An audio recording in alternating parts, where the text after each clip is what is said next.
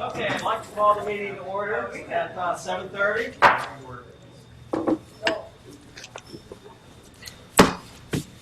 want to thank everyone for attending tonight.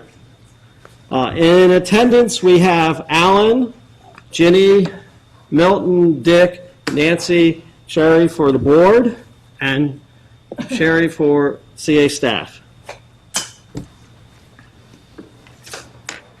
Remind everyone that the meeting is being recorded and also streamed live on the internet.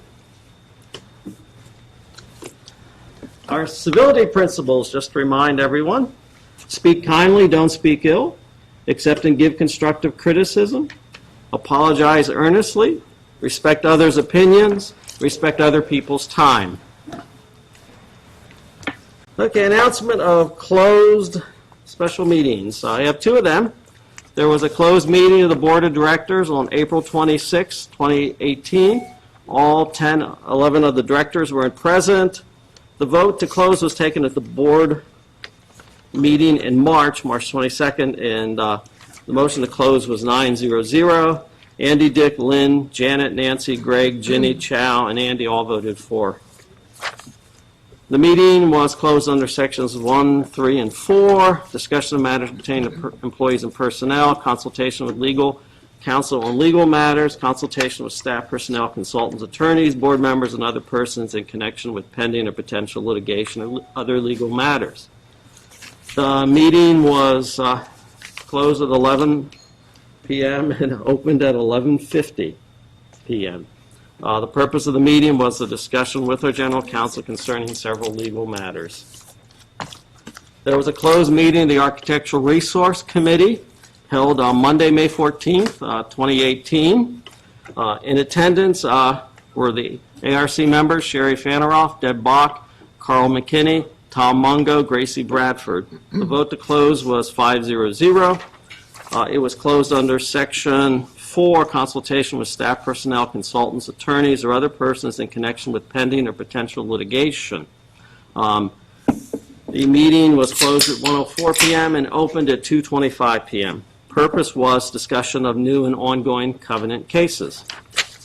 That's all I had. Approval of the agenda. Is a motion to approve the agenda? So moved. Ginny, is there a second? Ginny moved and Nancy seconded. Any discussion? All those in favor? Unanimous. Thank you. Okay, no disclosures of conflicts of interest were given to me. Now we get to move on to a good part of the meeting. Recognition of the recipients of the Maggie J. Brown Spirit of Columbia Scholarship Awards. And I'd like Michelle to come. Well, thank you. This is oftentimes my favorite time of the year when we get to recognize the recipients of the Maggie G. Brown Spirit of Columbia Scholarship for their exceptional service to the Columbia community. And thank you also to the parents and the family members of these great recipients of service. So first we're going to start with Tobias Eglum, who is a graduating senior from River Hill High School. He's a scout since the 2nd grade, and Toby has achieved the rank of Eagle Scout. Toby proposed, planned, and led volunteers to establish new blacktop activities for the playground at his former elementary school. By painting blacktop decorations, such as brightly colored U.S. map, a hopscotch game, letters, numbers, compass rose, and a tricycle track, he hoped to expand children's curiosity of the world. Toby has been an active member of the River Hill Teen Advisory Committee since 2005. He has led and participated in many multicultural events in the community, such as the River Hill 4th of July Parade, health fairs, and Halloween nights. And Toby will be attending Columbia University. So welcome, Toby. Welcome, Toby.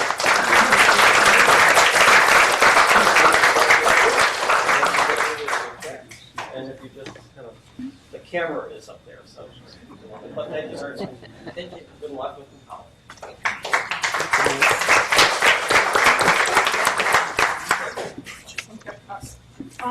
Next is Adam El-Shefe. He's graduating from Atherton High School. He has achieved the rank of Eagle Scout also. And for his Eagle Scout Service project, Adam designed and built a storage closet with shelves to store non-perishable food items collected monthly for Food on the 15th. In addition, Adam has been involved in his school's Student Government Association as Flash Treasurer since 2014 and has helped raise over $10,000 for his school and local nonprofits. Also, he has been a member of the Columbia Clippers swim team since 2010 and a swim mentor for the past 5 years, teaching children how to swim or improve their swim techniques. And Adam will be attending the University of Maryland. So,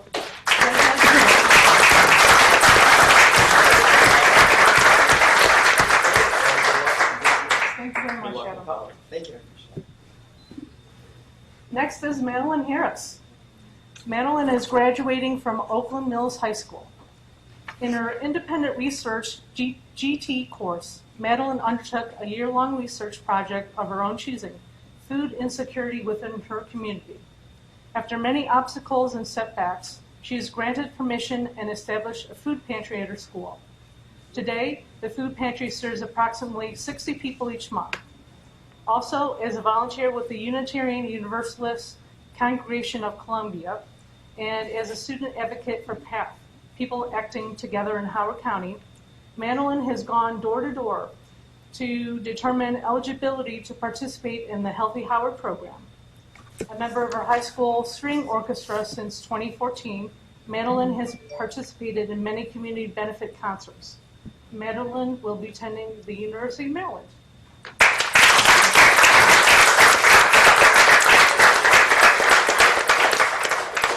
Thank you, Karen. Good luck, Nicole.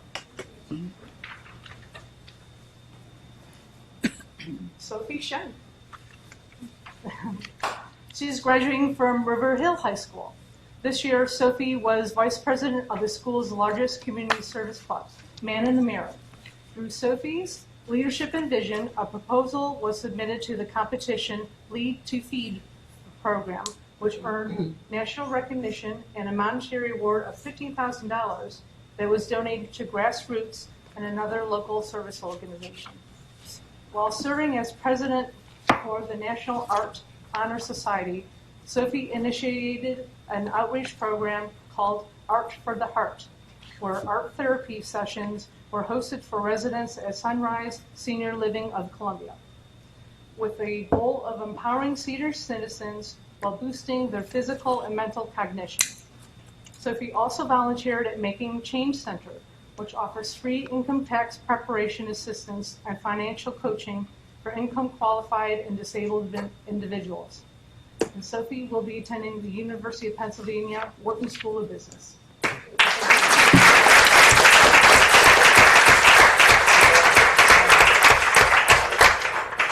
Good luck, Nicole. And our last recipient tonight is Andrea Orpaya. She is graduating from Wildlife High School. During Andrea's sophomore year, she became interested in pursuing medicine as a career, but also wanted to help others. So she became a therapeutic recreation volunteer at Lorraine Columbia Nursing Home. She transported residents throughout the building and performed other activities such as wheelchair yoga and bingo, and provided musical entertainment during mealtimes. Andrea has been a member of the National Honor Society since 2016 and served as president this past year. While president of the Honor Society, Andrea developed a basketball tournament fundraiser service project with the proceeds going to the nonprofit organization in honor of her, in honor of Miss Laura Wallen. Miss Wallen was a teacher at Wildlife High School who was murdered at the beginning of the school year. Also, Andrea was a peer math tutor as a member of Mu Alpha Theta, the Math Honor Society. And Andrea will be attending the University of Maryland. So thank you.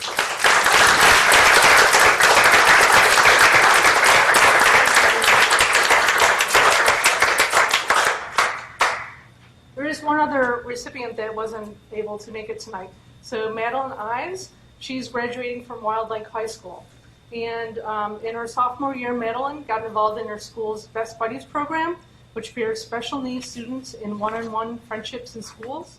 This past year, she assumed leadership of the program, and because of her efforts, student and staff participation dramatically increased.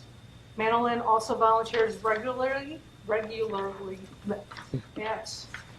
Summerford Place, which is an assisted living facility serving residents with dementia.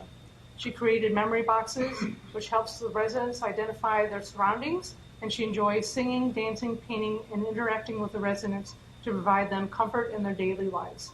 And Madeline will be attending the University of Delaware.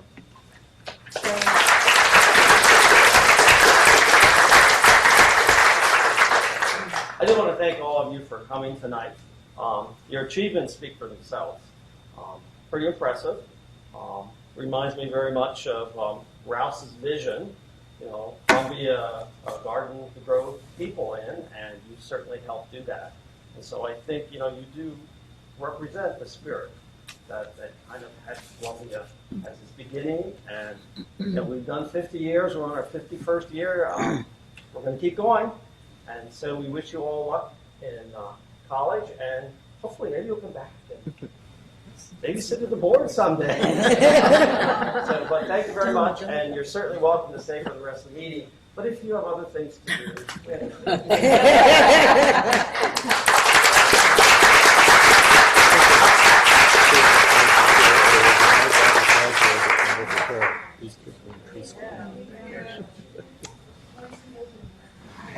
Great kids. I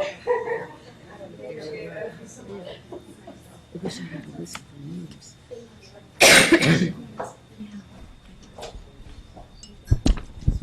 I should mention that Janet and Lynn have joined us also tonight.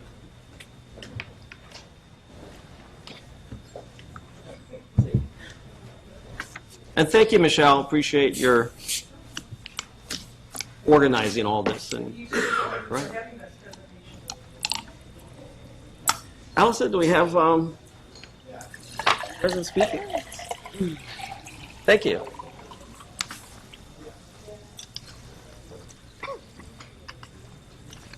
Okay, first up for resident speak out, Brian England.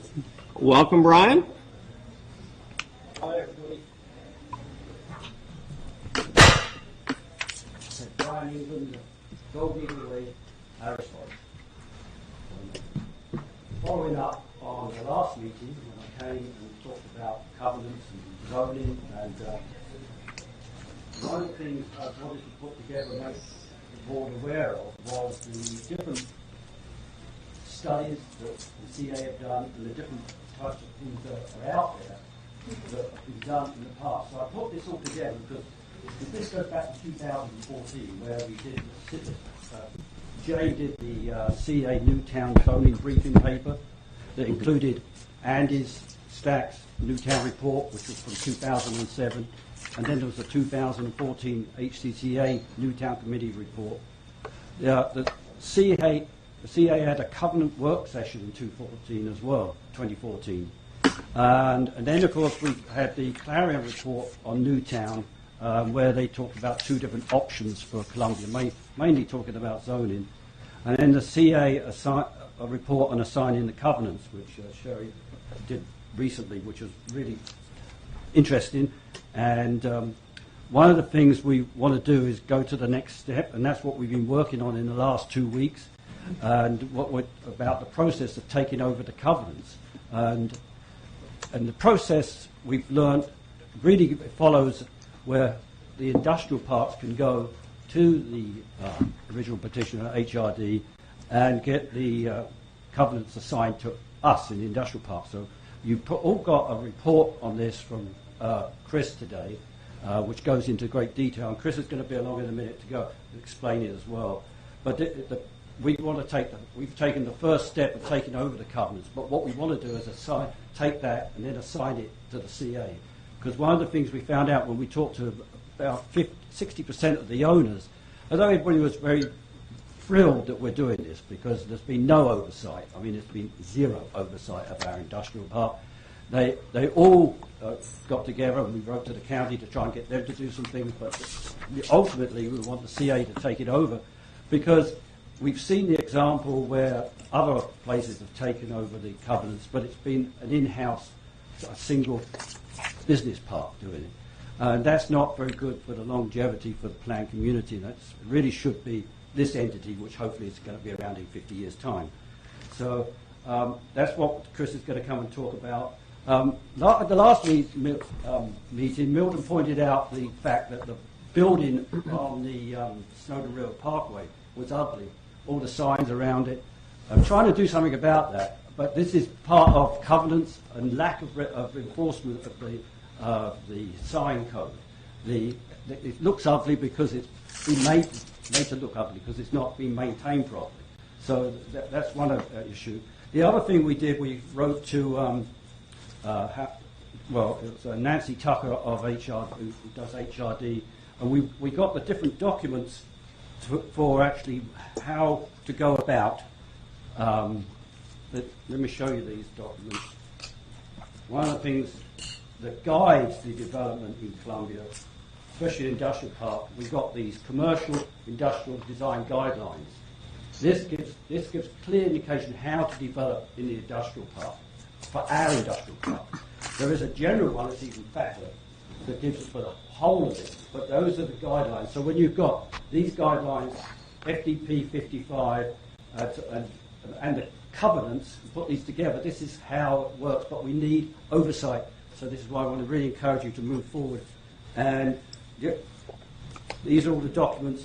All the documents are available very easily that the CAF developed. I mean, one of the things you were thinking of is having a committee that would look into or hiring someone. In any case, you've got Sherry, you've got Jane, you've got Andy, you've got all the people you need here to understand this issue. Wrap it up. Yeah, I'll wrap it up. Yeah. So okay, now Chris' turn. Wait, let me, Anyway. let me just make sure I follow the, Chris Oliva. can I get it? Well, you can. Thank you, Brian. It's a Chris Oliva. Welcome, Chris. Okay, pass my thing out if you don't mind. Sure. Yep. That way everybody can reference it if they wish. Or they can throw it away or recycle it or whatever they want. Yes, if you can be kind enough. Actually, there's enough here. I'm just going to give one there. Leave one for Chad. Oh, forgive me. And I have one for you. Yeah, make sure Alan can get one.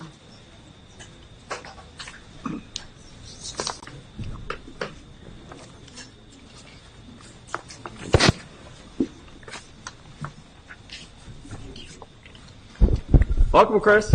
Good evening. Thank you very much. Is this one? Yep. Yes. One. Okay, good. Okay, I got involved with this issue quite some time ago, about actually 12 years ago to be exact, with the Grandfather's Garden Center. And I negotiated the modification of the deed restrictions over there with the then Rouse Company and then later GGP. Brian has been concerned about the industrial park for quite some time, and I've been very empathetic with that. But a couple of weeks ago, I went down there and took a tour, and I immediately kind of changed my posture, and I said, gosh, Brian, you're really restrained here.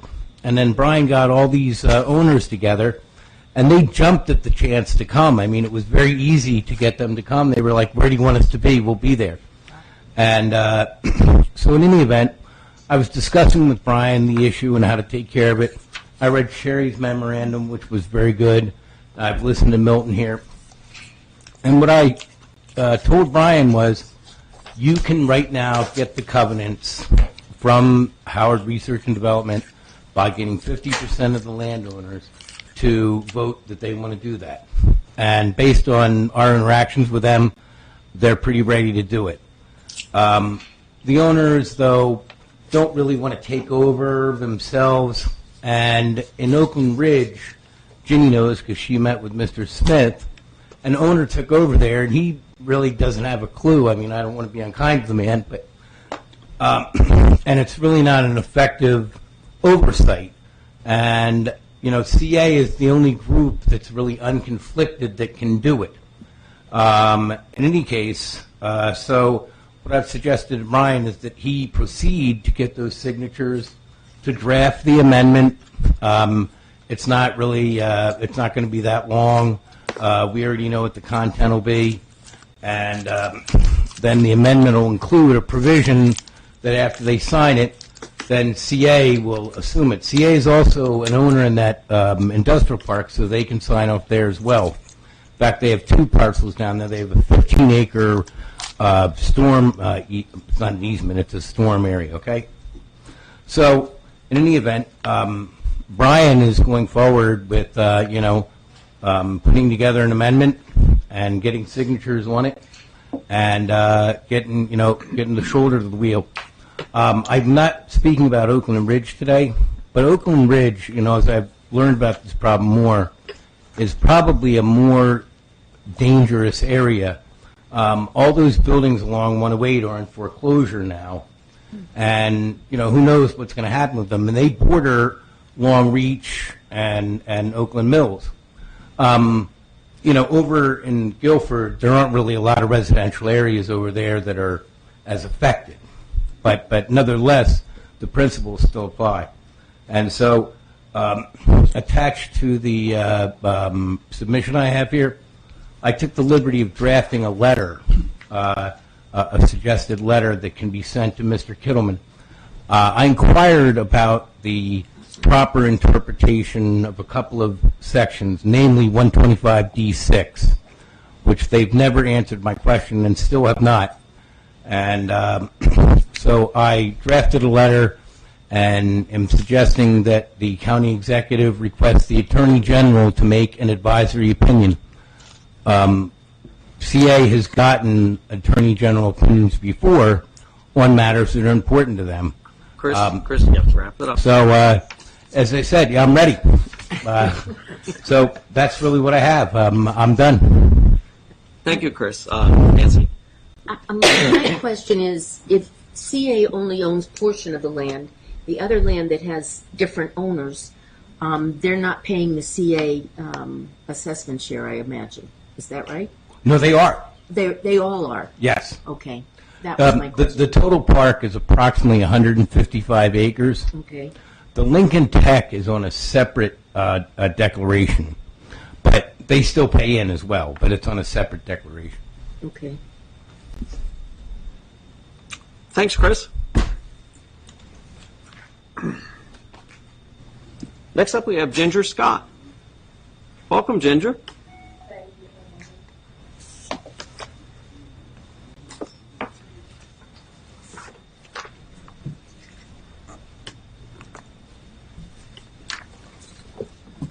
Good evening. I'm Ginger Scott, and I live in Wild Lake. Over the past couple of months, I've been concerned about the reintroduction of the idea that early Fairleigh Hills neighbors did not know the open space next to their homes could be or could become a golf course. I first became aware of this idea while walking with Bob Bellamy on open space that is now part of Hole 15 Fairway. I mentioned to Bob that when we first moved here in 1970, I would often walk with my 2 toddlers and the associated beach toys to the sand traps flanking the Hole 15 green. Bob began jabbing his finger into the air near me and exclaimed somewhat triumphantly, "You said sand trap." When I said yes, he began ranting that all he was hearing from neighbors was that they didn't know there was a golf course here. When I told him he had not heard that from me, he changed the subject. I fear, though, that the myth of the stupid resident who could not recognize a golf course never ever left his mind. More important, it appears to have been perpetuated in golfing circles for over 20 years. I know of no one who said it didn't look like a golf course. I remember many who thought it was not maintained or operated as a golf course. Hunters roamed the fields of the Hole 13 fairway. Kids soccer teams practiced on Hole 15. High school volleyball teams practiced on Hole 13. School children crossed it to Running Brook Elementary using stepping stones at Scott's and Alexander's crossings. Kids and dads flew kites, played catch, ran dogs, and the whole neighborhood staged a circus. One summer, the grass was mowed only 2 or 3 times. The tall waving grasses were lovely until ragweed season set in. During the mid to late 80s, there were discussions among HRD, CA, and county employees about awakening the sleeping golf course. I do not remember much of the back and forth, except that eventually CA backed out of the dialogue. When CA made its no-go announcement, it asked my neighbor on 10 Mills, who had been following the on-again, off-again deliberations and keeping neighbors informed, to encourage the opponents to attend the meeting. CA wanted warm bodies to counter the disappointed golfers. It seemed like a bolt out of the blue to those people when the golf course was back on the drawing boards. Bob may have misinterpreted their surprise at learning of new golf course plans as surprised that there had ever been course. The people I knew were not stupid. They knew the difference between a former golf course and a plan for a new one. At one of your recent meetings, two people alluded indirectly to this misconception. One mentioned she knew this was a golf course and wanted to live on one. The other mentioned that everyone who had bought here since the golf course opened knew there was a golf course next to their property. This seems obvious. It raises the question, however, of whether the golf course will be there in perpetuity. I do not know the answer. Do you? It occurs to me that someday you or your successors might want to stem the tide of red ink that flows through the course by closing 9 or even 18 holes. It would be important to Ginger, know you if have there- to kind of wrap up. It would be important to know if there are any legal impediments to such an action. I hope you'll ask CA staff to clarify this. Thank you, and have a safe, happy weekend. Thank you, Ginger. Thank you. And now we have Joel Horowitz. Welcome, Joel.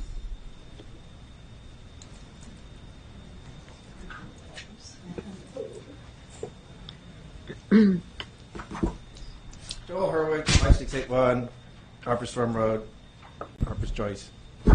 First of all, as an aside, for those of you who come down Broken Land from LPP, what's happened to the road with all the potholes? Anybody else notice? It's a mess. Here to talk about the Guilford storage.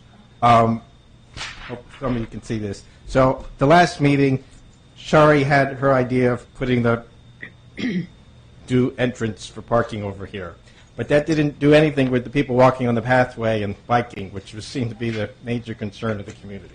So the county, you've discussed the option of coming off of Guilford, and then the county said it wasn't good with the sight lines for that red entrance off of the spur between the parking and Old Guilford Road. So the county executive solution to all this is to put a pathway at NCA's property, which nobody's really engineered or dealt with the stormwater issues of that, from what I understand, and basically going to parallel a perfectly good walkway and put a paved area further into the floodplain. So the developer's putting the entrance there because he didn't want to be in the floodplain on that side of the property. The problem is the solution between the county and CA is to create a huge, much larger impervious surface parallel to Old Guilford Road. So what nobody seems to be considering is putting an entrance here, which the developer said he didn't want to put it on the east side of his property because it was in the floodplain. But that doesn't make any sense when you consider the overall solution is let's put even more paving in CA's floodplain. So I shared this with Shari. She said, I like it. I've shared it a little bit with Councilman Chirasa. She said, you need to talk to people. I'm talking to people. I have shared it with Christiana Rigby. So we should at least get a discussion of why this would be better, because it's saved the taxpayers the $200,000 for the pathway, and overall it would be less impervious surface. So I don't know what needs to be done to give them a waiver, a variance, CA to give an easement for some of the water from the incremental, from that little corner, because Otherwise, you're dealing with all the water coming off of this multi-use pathway. So it seems that somehow there needs to be an exception to the general rules of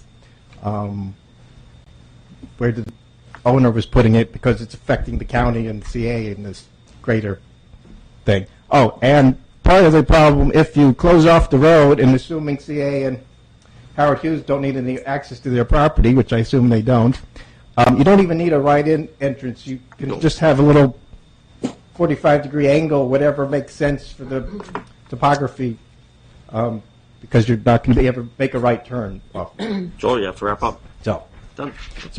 anyway, if you could help make a discussion through Shari or somebody. Joel, that last little part you were rushing through, what did you mean again by having to put in a 45-degree entrance, and why? All right, because when the county talked about the sight lines, or you would put on the spur area there, so I realize if you were to put the entrance here and close off the rest of Old Guilford Road, you don't need to make a right turn, so the owner could put whatever driveway angle best fits the property. So you basically, you just kind of, the whole thing would look like a driveway. You just kind of ease in whatever I makes see. sense. Okay. Thanks. Thanks, Joel. Oh, Alan? Is this a county decision or a CA decision? Of from your point of which? view? Where the entrance to the property? I think it was an owner decision, but as I said, it seems from the way the county's doing it, to solve, because the owner has a right to have an access to his property. CA and the county have to fix the problem that got created because the county didn't pay enough attention to this when it got rezoned 30 years ago. So somehow I wanted to minimize that and not have the huge pathway, have just a mini pathway just around the little part of the road and have less impervious surface in the overall area. You didn't mention, but have you spoken to the owner about this idea? No. Thank you. So I'm hoping that some of the people who are dealing with it, and maybe through the village, could help get that discussion. Jenny? I'm just curious as to how far the owner has gotten in terms Me of too. in terms of building what he thinks is the road and whether it's too far. That's ahead. why I've been talking about this for nearly a month, Well- trying to get anybody to come up with a compromise that would make more sense overall But to the today's community and May the taxpayers. 24th. I'm asking. Well, maybe we should be asking somebody else. yeah. Okay. Thanks, Joel. I think. Where are the potholes you were talking about? Broken Land seems to have And where? Broken Land what? between the 329 and Little Patuxent seems to kind of full Is of that town holes. center neck of the woods? Okay, it's just like a village board thing. If you got those pothole problems, I'm serious. It's usually like just fire a It's little just note. where they stopped the new paving. I know, but just fire a little email off to the town center The manager county has and- a spot to and it'll report be them. probably fine. I'm just surprised it's gotten as bad as it's a major road. Thanks, Joel. That's all I have on the sign-up sheet. All right, we'll move on. Milton, if you could pass it down to Alice. Chairman's remarks. It's in writing. Any questions? Okay, on to President's report. Any questions for Milton? CA's busy. Alan? If no one else does, I have a few, but I was going to wait for. Well, at the moment, you're the one. So where are we with respect to assuming the covenants, Assuming the covenants? being control over? Well, based on the direction I got from the board, I'm working with the county's Department of Planning and Zoning and looking at when they hired the consultant for phase 2 of their zoning assessment. Does this letter that Chris pointed out to us make sense to you to send at this point? No, I want to work with Sherry on that. I received that, I've read it.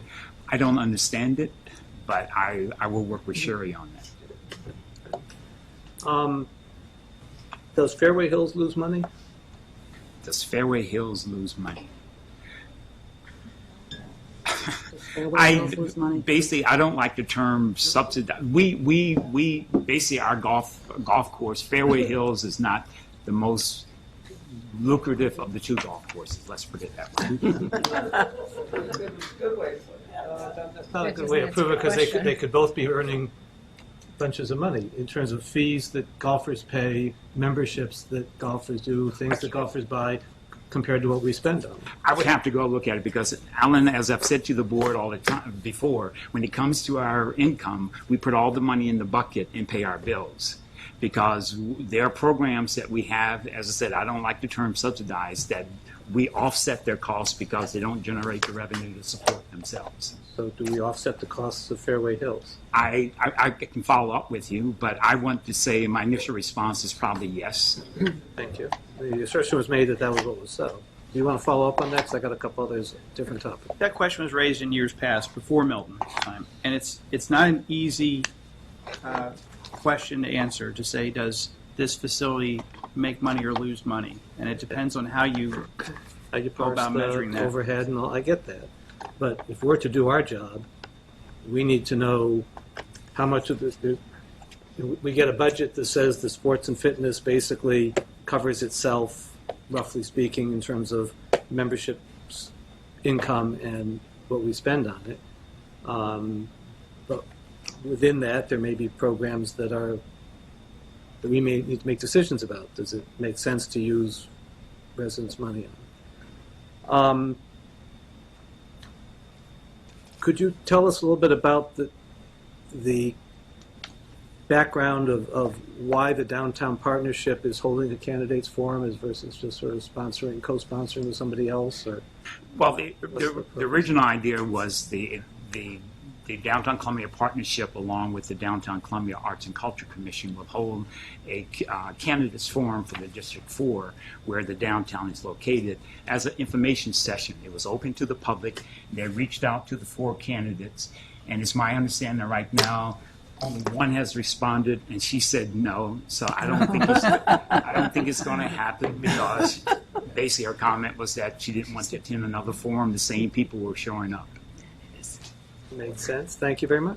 But I will, as a disclosure, they have decided that possibly, and it hasn't been possibly they'll wait until after the primaries, and then once there's a general election, they will reach out to those candidates also.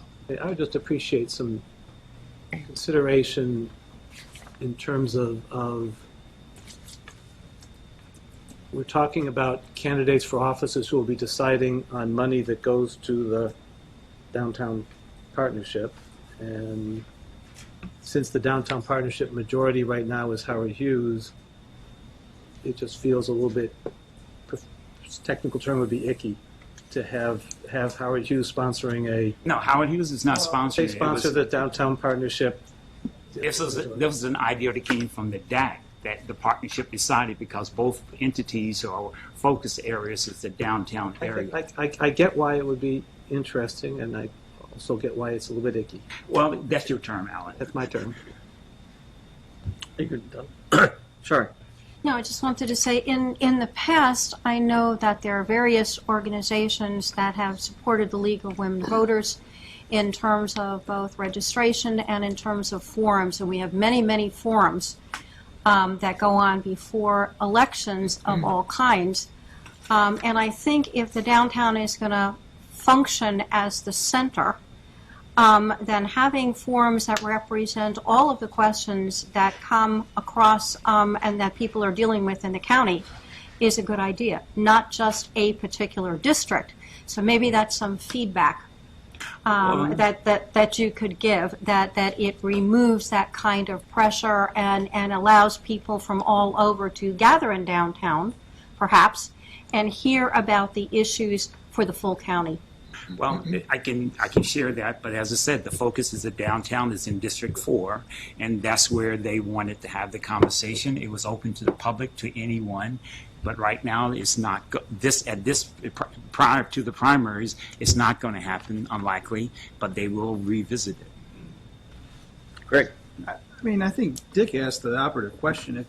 If all they're doing is providing a forum, and maybe they'll have a person facilitating, and then it opens it up to questions from the audience, I don't see the problem. There was no endorsements. It was just an Right, open and so forum. if that's all it is, like a candidate's forum ordinarily is, I guess I just don't see any problem at all. But that's just me. Any other questions for the president? One other thing I want, Alan in the past has brought up a point about the president's report, and you made some valid points. The president's report is constantly evolving. One of the two primary things important to me is the substance of it and it's formative, not just for the board, but everyone else who I hope is reading it. So it's constantly evolving. Your idea of whether I call it challenges or areas of improvement and growth, we will start incorporating that in there because I want to have the conversation with the senior leadership team, but I like the idea, how it evolves, but it will constantly be evolving. And I'm open to ideas from you and any other board members, how we can make it informative and more substantive. That was actually Greg's idea first. Anything else? Okay, move on. Inter Arbor Trust Board of Directors. Lynn has submitted the report.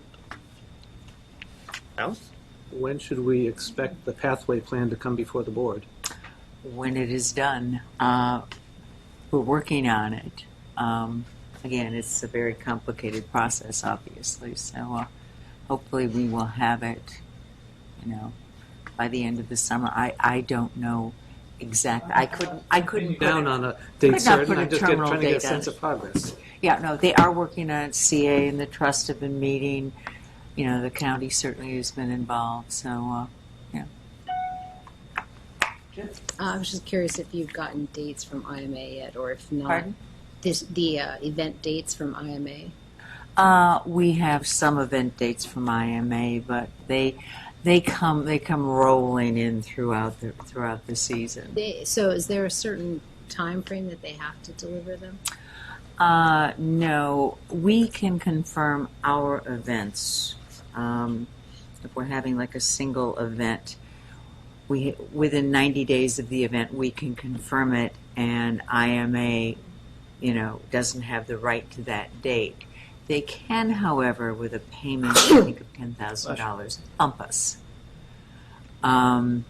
If it's a festival that we want to have, we have 120 days hold on it, which again, can be bumped. We haven't been bumped so far. We have a number of things in the fall that we really hope to be able to schedule. Maker Fair, in case you read that, which we're very excited to be having. We have a number of things in the fall that we'd like. Again, we have to wait to confirm, but they. Great. Dick, sorry.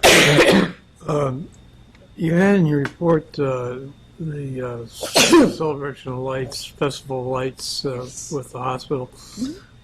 Said you had a partnership. What form of partnership is that? And is there any money involved for you guys? Yes. Okay. Congratulations. Right. No, the hospital decided and that they wanted, again, they came to us and said they really needed to do it down here, in the park again. We are not letting them drive through it. We have the same kinds of restrictions last year. And we are also going to be having our own events, within their frame, their structure. So that, for instance, before the drive-through begins, we'll be able to have, like we're talking about, a winter wonderland on the Chrysalis. We can have Santa on the Chrysalis. We can have whatever. We can have pedestrian things in the park. So they won't be happening, obviously, while the cars are going through, but before that, So you'll get a cut of the. So we'll be able to get the revenue from that. So that's our own productions, our own revenue, which again will be, I think, good practice for us too. I think it gives us the advantage of being able to do it while somebody else is paying us rent. Are you charging separately, or are they going to just give you a percentage? We will be charging separately for the things that we produce. Okay. So that's a separate charge. And yes, we came to the contract isn't finished, but we've come to, I think, what's going to be a very positive positive result for the trust and hopefully for the hospital as well. Anything on the butterfly? No. Thank you. Ginny? On the event you're planning, and since the hospital will be having a lot of people coming through there, any chance you can benefit from food trucks, selling alcohol, etc.? We will be able to do some of that. And again, I'm just thinking of money for right, the, all that's being worked out, but we will have control of our own events, parallel, but not quite parallel, before the Symphony of Lights. Yeah, I'm just trying to figure out if there's a way you can benefit Right. from that audience by Oh, we selling definitely food and will. drinks, but you do it, yeah. Right. Or No, Arbor we're does it. definitely planning on doing that. The You profit. don't think Lynn's going to be out there? Who? Lynn's out there. Oh, yeah. Like Rudolph, whatever. I just want Gets a to commission. clarify, because I wasn't fully understanding the answer you gave to Dick. I get that you're going to be earning money from your own event. Right. Dick's first question was, are you going to be getting a cut of the hospital's? We are going to be well compensated by the hospital. Okay, thank you. Okay, move on. Consent agenda? Approved. There's this one minor thing. Yes. There's a typo in. A typo we just send in. The typos we can correct at any time. This is the Why did I give you that? minutes. Is this the consent agenda that we're referring to? Yeah. I do have a question about the minutes. It says, President Matthews said he will contact the developer, this is about the Guilford property, to determine how to solve the problem of providing a safe pathway as well as the entry road the developer needs in order to access the property. So I'm wondering how that contact went. We reached out to them twice and they did not follow up. They did not return our calls. However, I can share with the board is that on today is Thursday. On Tuesday, there's a meeting at the county executive's office on Tuesday with the developer involved. I was not shared any details. I was just asked if Dennis and I could attend, and we plan to be there. Great, thank you. When is that meeting? On Tuesday. Next Tuesday. Okay. 29. Great. Lynn? Can I add one little thing about our summer concert series? We have our first Chrysalis Cabaret, and we're hopefully going to have a series of 4. And this is on June 9th, Saturday night swing. There'll be a band, dance lessons first, come and dance. There'll be food trucks, there'll be wine, there will be whatever. This is either free or $10. I'm not sure which. I don't remember. A couple of other things. If you have grandkids, the Jedi Academy on the 24th should really be fun. We have a Chrysalis Kids opera on June 9th. This is like 10 to 11, Saturday, June 9th. And, there will be, opera singers there actually working with the kids. They'll have the kids be able to come up on stage, and it's really making something together. So these kinds of events are the things we're really trying to do. And again, this is free, open to the community. So these are the kinds of things we're really trying to engage a whole different age group, not just the kids, obviously, their parents too. And we may or may not be able to have mimosas now. There'll be the Columbia Orchestra on June 19th. There'll be a Columbia Orchestra concert. So that'll be the orchestra's summer concert. Again, that will be free and open also to the community also. So Is this on your website? that is June 19th, Columbia Orchestra. Is this stuff on your website? Yes. We have little cards here. This is about. Question on the minutes.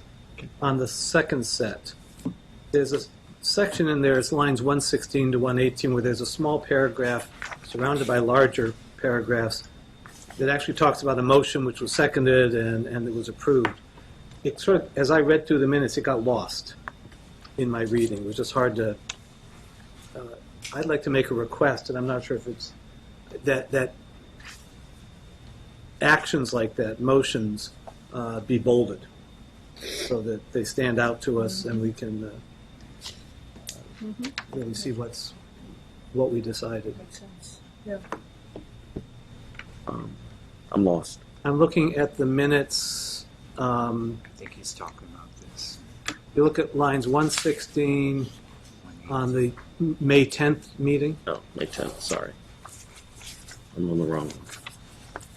page 3 of the May 10th. It's just, I mean, I love the detail of the paragraph that follows it. I love the detail of the previous. That really gives a flavor of what happened, but it sort of made the actual motion. Actually, you pointed out a typo, because it should have the word action in front. Well, and if it could be bold, right. that would just make So it. if we could, I mean, because if you notice what we do is normally, Yes. you put the word action, so, And it's bolded and underlined. yeah, bold and underline, I so. think that's a great But that's a idea. good point, we missed, that's a typo, Andy? the second. Yes. All right, so we're reviewing minutes. No, we approved them. By consent. They're on I thought- consent agenda. Aren't you reviewing minutes? No, he was. I had a couple of questions. He actually asked questions with more. All right, can I frame a question? Sure, you can frame a question. Since this flew by me. Okay, so on the April 26th minutes, the question that I have is line 164. It says, all in all, the developer adhered to the county's rules regarding zoning processes. Who said that? Val, that's all part, that whole paragraph is taken from Val. Okay, so then it could be clear that he said, comma, all in all, or he said that the developer. Let's make clear who is saying that, otherwise it sounds like a statement of fact. There's also the thing about, let me see, line 170.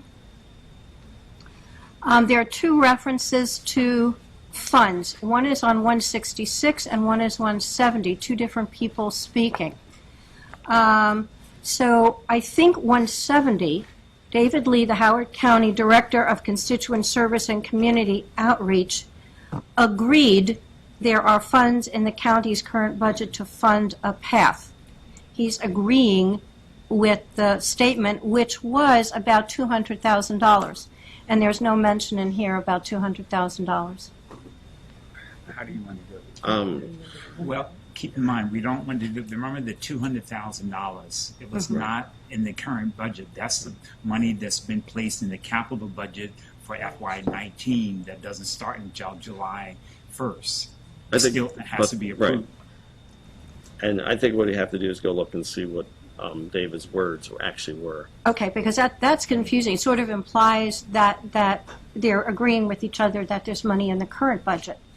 Well, I think, well, we probably can listen, but what he's saying, there's dollars in the current budget where they can start the project, but it would not, but the capital dollars to do the major portion of the project is in the capital budget that's being proposed for FY19. Oh. That wasn't my recollection. That wasn't my recollection. So remember now, the minutes are not trying to interpret what the people said, but we're trying to kind of. Is right what people say. Right, but I thought Mr. Lee said that actually there is some money in the current budget to cover that 200,000 was what I I interpreted. didn't hear that. All right, so May let's not just be make the a note that entire this is project. confusing. We'll listen to the meeting. We Okay, April that's all 26th. I'm It's on the asking. web. Yeah, it's on the web. So. Okay. All right. On to the Climate Change and Sustainability Advisory Committee, and actually, it's both a discussion and a vote because there were two parts to it. Sorry. So, Milton, anything you want to add? Let's say. Jeremy, would you please come front and center? So the Welcome, mic can- Jeremy. Bail us out, Jeremy. Good evening. Basically, I guess Jeremy will fill you in on it, but from my point of view, I was very impressed. We put out a call for resumes. We got 24 resumes, very qualified individuals.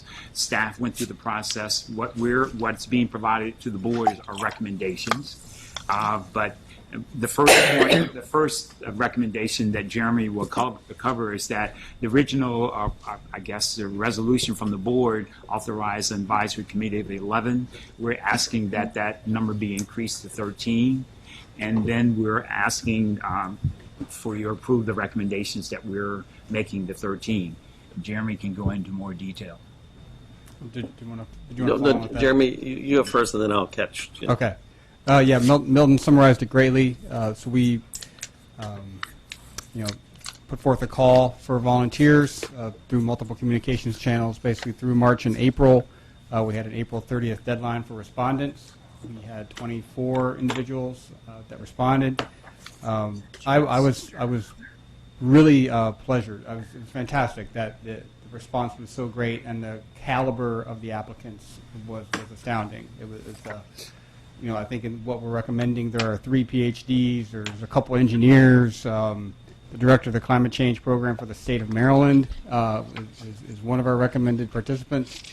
We have a psychologist who's really great at civic engagement and outreach. So we really worked hard to tailor the individuals that we selected to have a broad swath of skills and qualifications, centered primarily around climate change, obviously, because that's the primary focus of the committee. But we also sought to diversify around waste management or ecology or facilities management as well. So we're really excited for this committee to start moving. And as Milton mentioned, so the respondents, we had 24 of them. So to try to get some additional capacity and to recognize the interest in the community and to have breadth and depth that was offered to us by this fantastic volunteer outpouring, we're requesting a bump in the committee membership to 13. And then there's the list that went along with it.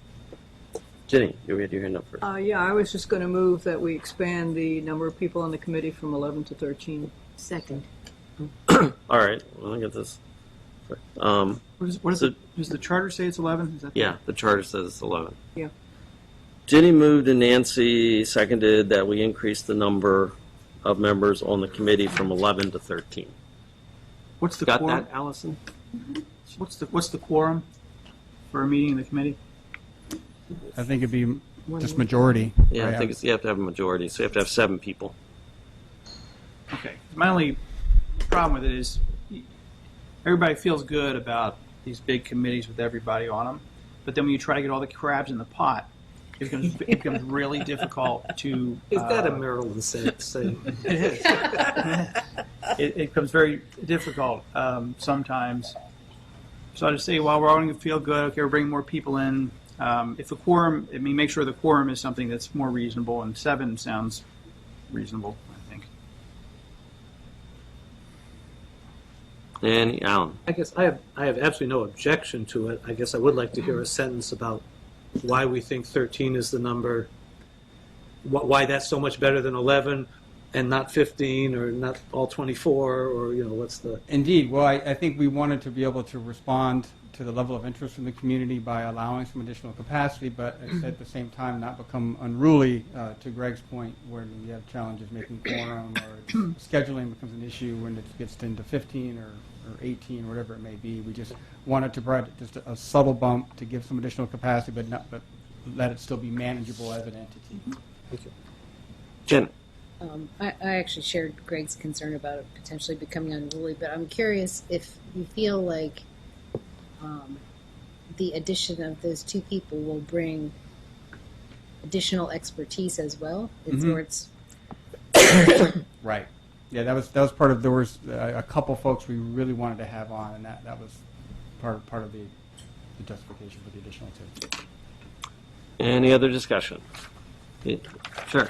I just have a question. So on the chart where it says NA, those are the folks that are in the county. Yes, but not- 2 of the individuals who live in Ellicott City. The other one lives in Columbia, but is in an out parcel. At this point, we're just talking about the number. Right. So right now, the recommendation is increase the number of people on the committee from 11 to 13. Any discussion? All those in favor? Unanimous. Okay. All right. Second, is there a motion to appoint the 13 people recommended? Move to, Well, never mind, Alan. sorry, Ginny, Alan. Ginny and Alan. Well, Alan, First one Take is your to pick. move, Take just your to pick. increase the number from I- 11 to I saw Ginny's hand up no, first. no, I didn't know. Alan, Alan, It's on my hand. I withdraw All right, my didn't- hand. Calling me Ginny now. It's All okay, right. Andy. I That's what know. happens I'm when you going- get old. That's right. So we'll do Nancy. Remember, this is being recorded. You calling people old. Could be a lot worse.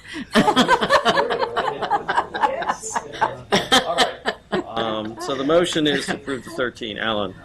I'll call myself old. I guess two potential conflicts of interest to be announced. Jared Demore has a relative who works for CA, correct? Yes. I don't think that wonderful candidate doesn't disqualify her, but probably ought to be said. And I think it needs to be said that John Klein is not related to me. Oh, I was voting for him, too. Any other discussion? Not all those in favor of the recommendation to appoint the 13. Unanimous. Good. Thank you, Jeremy. Could I just make one quick comment? Yeah. clarify for me who made motion and second, I kind of got. Alan and Nancy. Right. I messed up. It's my fault I have my hand up. I was talking to Jeremy, and I was encouraging him and CA to keep on file the other applications, since you were so impressed with the other individuals as well. Because sometimes you have somebody dropping off, and you might just want to move somebody else, recommend to us somebody else on it. The other thing is, you never know if you would want, the committee might want to form some subcommittees on a specific ad hoc, topic basis, and you have these other people that you want to add to the committee. So I'm just encouraging that you don't shred them Well, the other thing or do something else with them.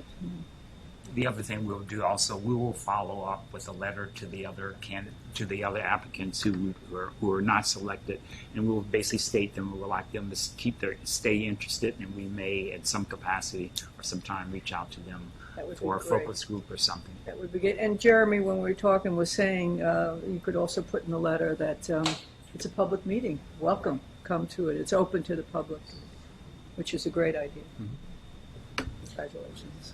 Okay, move on to Royal Farms proposed site development plan. Jeremy, No? thanks. Thanks. Thank you all. No, Matthew. Good job. Right now, we want to take I don't know whether we need the 20 minutes, but Jane wants to follow up with some questions that were posed by the board from the last meeting. Okay. Welcome, Jane. Yeah, thank you. Good evening. Last time in your work session, a few of you had some questions that we said we'd come back. One of them was, what was the difference between the current gas station regulations and the task force that had worked to advise the council? The other was Nancy on signage for the application.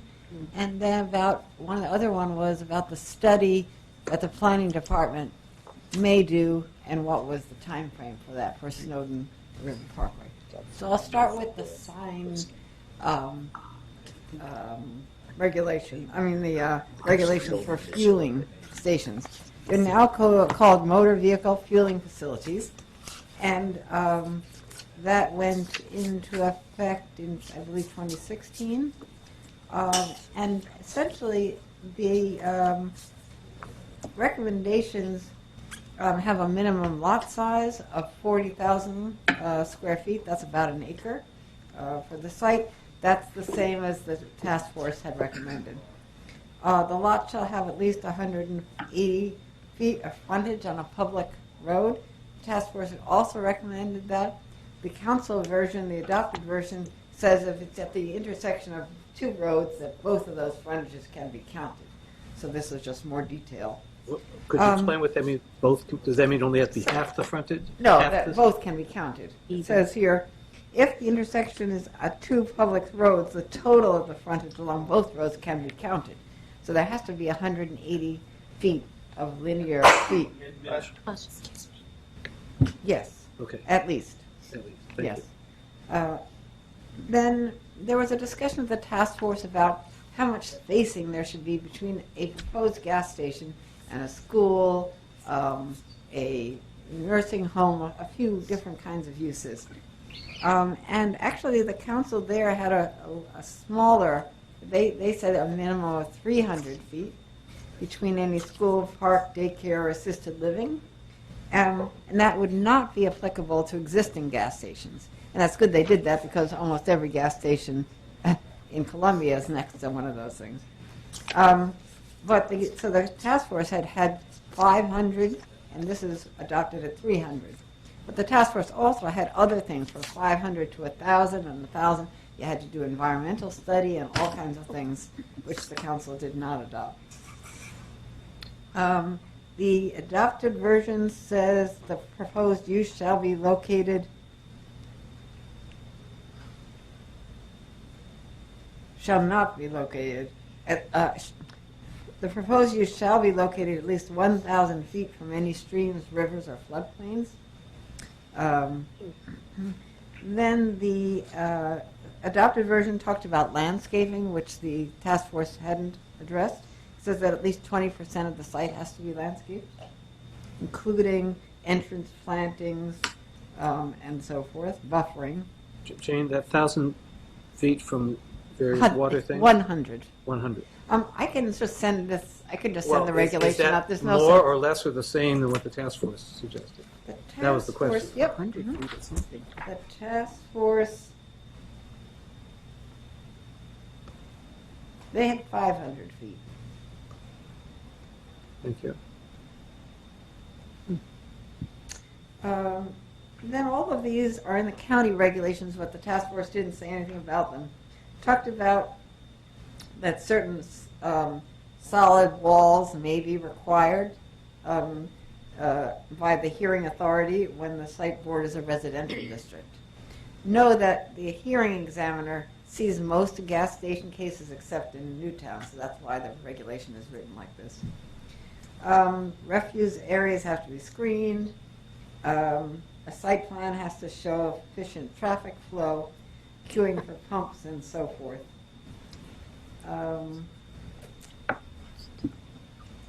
Vending machines and the sale of propane are permitted, provided those are screened.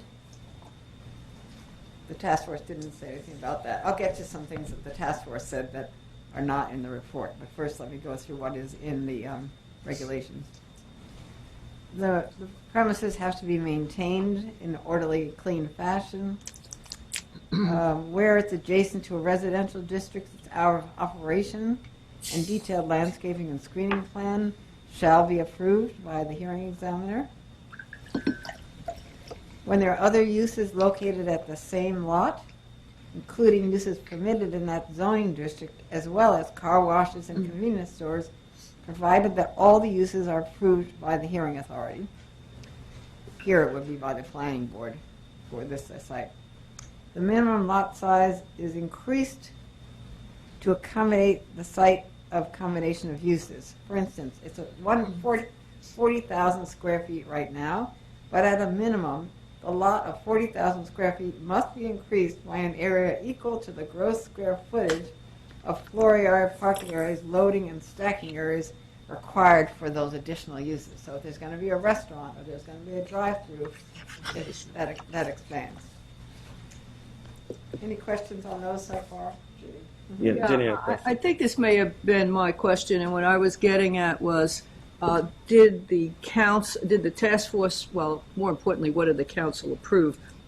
Anything that said you cannot build a gas station within X number of feet of an existing gas station? No, it was proposed, but it was not adopted. Okay, that was my only question, because then you'd know whether they could legally consider this site or they could not. No, they had several recommendations related to where gas stations could go. One of them was the big gas stations, which they didn't define, could only go like on exits from I-70 or 95. And they had recommendations for clustering, that you couldn't have too many gas stations next to each other, and that did not get adopted. There are also an analysis that has to be done for the need for the new gas station, and again, the council did not adopt those. Alan has a Thank you. question. I don't know how much more you have to That's go about through. it, I'm yeah. losing track, because I think the real question, in my mind at least, I hear your specific question, was what were the major differences between what the task force recommended and what the council That's ended what I up just gave adopting? you. Yes, sir. Okay. Sound like there were other things that the council adopted that weren't in the task force's report, so that was confusing me. Okay. I can go through it again. No? I know. No. You don't want it. I'm Greg. joking. If you Greg could and send it, Nancy. Jane, that would be really helpful. Greg? What would you like sent out? Would you like the original, the task force report and the current legislation? I would just like the council, what passed, tonight's voting. Okay, that I'll send you directly. And the other very important thing, and then Greg, that the regulation changed is it says a conditional use may be granted for a gas station in these districts. But also it applies to NT in a new way. It says if a recorded FDP, like FDP 55, identifies a gas station or motor vehicle fueling facility as a specific permitted use, then the planning board has to have a public hearing as required, and the petitioner must meet all these conditional use criteria. So the applicant that we're talking about, if the planning director has found that a gas station is a permitted use, then he would use all of these guidelines and regulations to review the gas station that's proposed. Great. And if And it's then not a permitted use, if it's not a specific permitted use in the Well, then FDP, it can't go forward. then it can't happen at all. Yeah, it's only for when it's an FDP would be a permitted use. Right. And so that's the discussion on our side, but we won't get there right this moment. But that's where differing minds can differ, what the FDP says. And the question I had though was, what about, was there a preference in the task force report for putting gas stations in places where there already was a gas station? Did you talk about that? Yeah, they didn't want to put them where there already were gas stations, with the spacing. So they had, if there's one between. No, you misunderstand. I mean on the actual footprint, like the BJ's, for example, Yes. got put in a place where a gas station was. Oh, I don't recall that. Let me look in. I thought there was some kind of preference to essentially once you've Mess the site up. Yeah, then Yeah. put a gas station where, as Yeah. opposed to breaking new ground. Yeah. I think you're right. I'll just check. And the other was that none of these regulations, the task force didn't want any of these regulations to guide existing gas stations. So they're kind of grandfathering all the existing gas stations, kind of making two classes of gas stations. Nancy, and then Sharon. I thought you were going to say something about the signage. Is there I any have word about yeah, that? that's the next item. Are we Oh, done okay. with Yeah, this? let's finish Well, this then, let me, part first. so there's going to be, if this is a permitted use, then there will be public hearings. There is right. So that public hearing was scheduled, as you recall, and then the petitioner pulled their application. So there's been no movement on that to put the case back on. Even still? Yeah. Okay. So there's a so- meeting there. Yes. So Jane, you might want to just explain the difference, because the planning board holds two different types of, and this is an actual hearing versus. So it has, it's called, more like a quasi-judicial, where you have the back and forth and cross-examination, much more formal, and sometimes more involved as far as the expert witnesses that both sides would bring if there were somebody who was the applicant, the petitioner, as well as anybody who was against so it's a higher level. Sure. Okay. Yeah, so were these new regulations, would they apply to this latest iteration, or does it flip because the older iteration was being appealed? Well, that's a question that the applicant is definitely interested in knowing the answer to. So the applicant would prefer to go under the previous regulations, and I believe the county has found that they should be going under the more modern. So I think that discussion is still going on. Okay, so we don't have a definitive word on that. We're Until the hanging out case there. comes really before, we have the staff report, we really won't know. But what I have understood is that it was going to be evaluated on the current regulations, because this application was put in after those regulations went into place. Okay, so any more questions on that? Okay, thank you, Jane. So Next one. then the signage. So this applicant has proposed this signage on site, like directional signs, but the most important sign is the one that's in the front, right on Snowden River Parkway, on their property. So you have the road, then you have the pathway, and then the sign, and it would be right at Minstrel Way. And it's proposed at 6 feet tall, and a monument sign. That's the one that, kind of has stakes in the ground and boards or whatever material. And so that's not very tall. That's not terrible as far as signs. And they have proposed to have one half of it, or part of it, is where you have the costs of the gas, and the other is their signage related to the other things on the site. And then the base is something like 14 and a half feet wide. So it's quite a large base, but not tall. And so it would be facing, so you see it from the road on Snowden River Parkway predominantly. So it's a locational sign. Are they proposing any of it to be electric? Sorry? Are they proposing any of it to be electric? Have you seen? I don't know the answer to that, but I can look into that. Everything's electric at Royal Farms. Yeah, Blinking, And neon. changing. Red light, red Yeah, the light. changing is not permitted. The changing is not permitted under the sign code. You can't have that. They can change the gas price, obviously. That's a one exception to that for gas stations. So I think in the big scheme of things, I don't think that's a terrible sign. Sometimes signs can be much larger and whatever. And then there are mostly just locational signage, directional sign internal to the site. Again, none of those really, at our first glance at this, looks problematic. How does that sign compare, say, to the Wegmans signage? Oh, I don't know. To the what sign? Wegmans. I was going to say, how does it compare to the X sign across the street? I don't know that. I don't know that. 14 feet wide. Pardon? It's So hard the to one tell. across the street can't be 14 feet wide. That it's not wide. I don't know how tall it is, though. I bet it's in the same vicinity as far as the height is concerned. Nancy, you had brought this up here. No, I already. That was a question. And then the. One other question on the sign. Yeah. Are there, thank you for that it can't be fluctuating.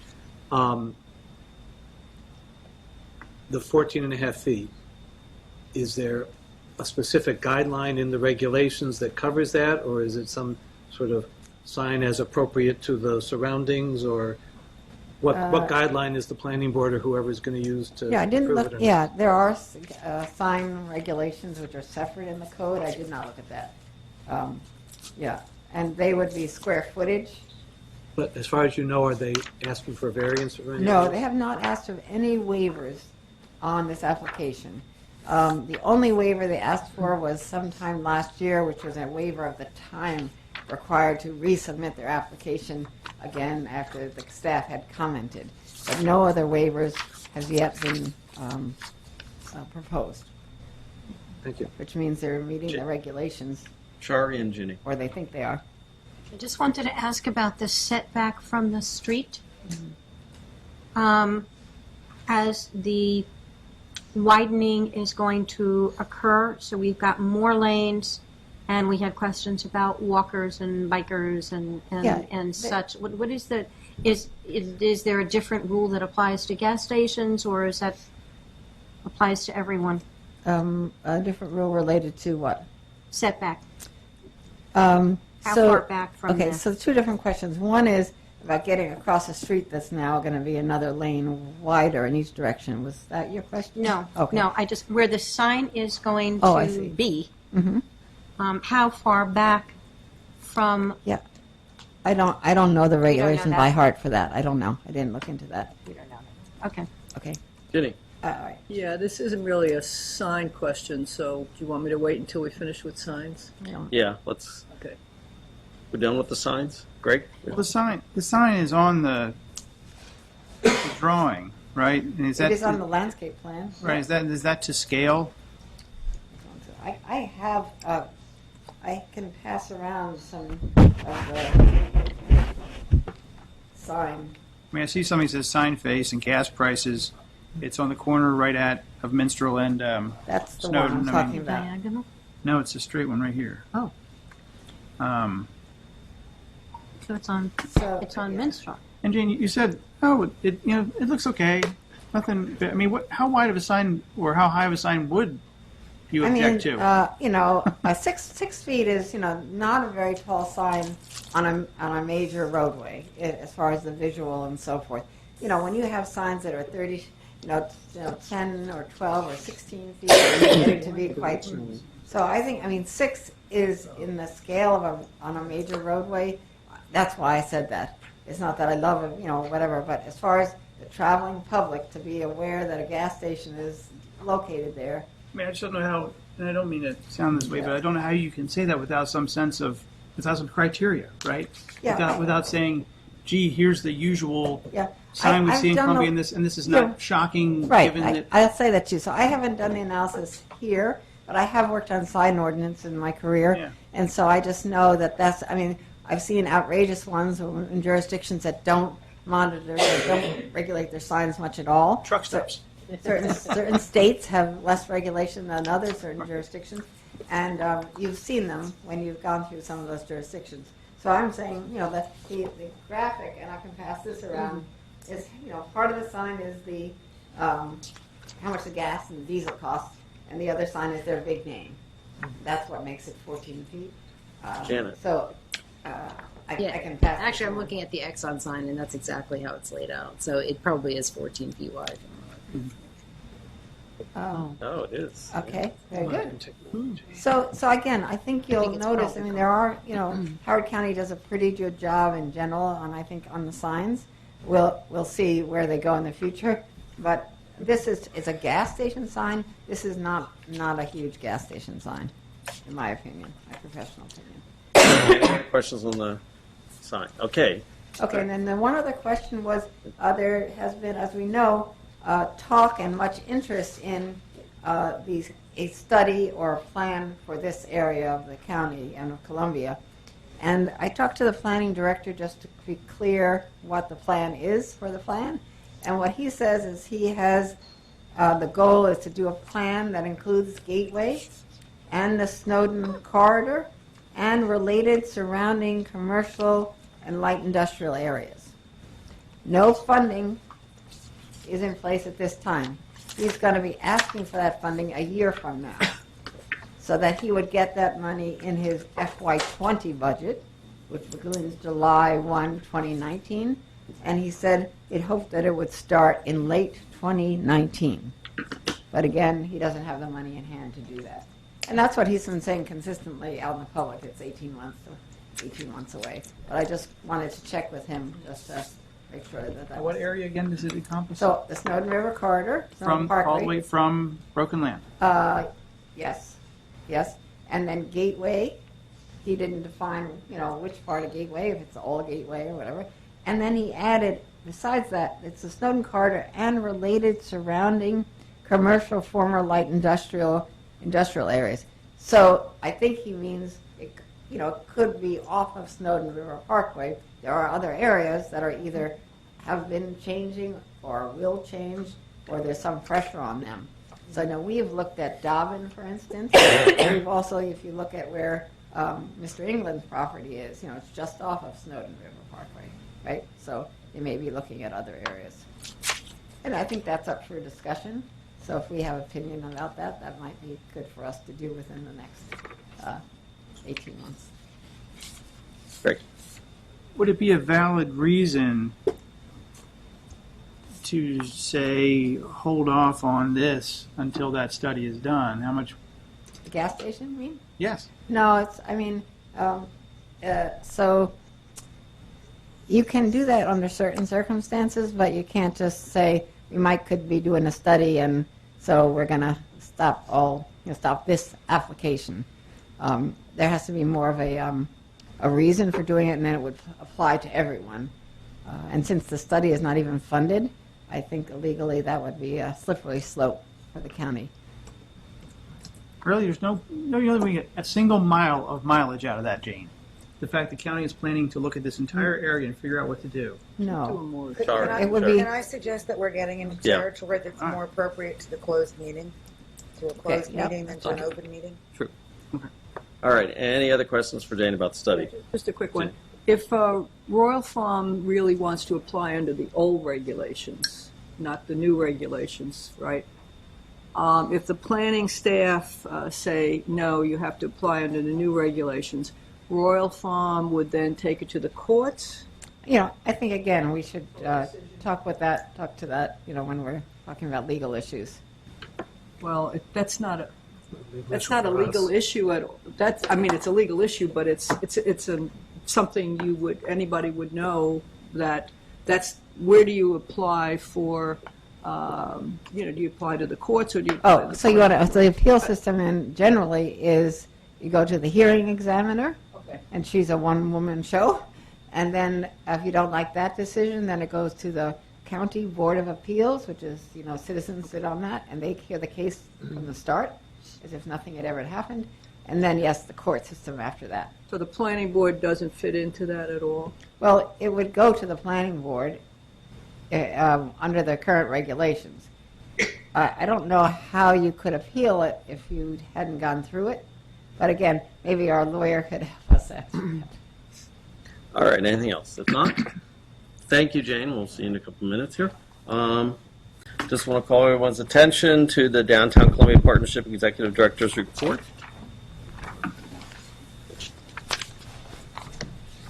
And by the next meeting, I should have a copy of the annual report.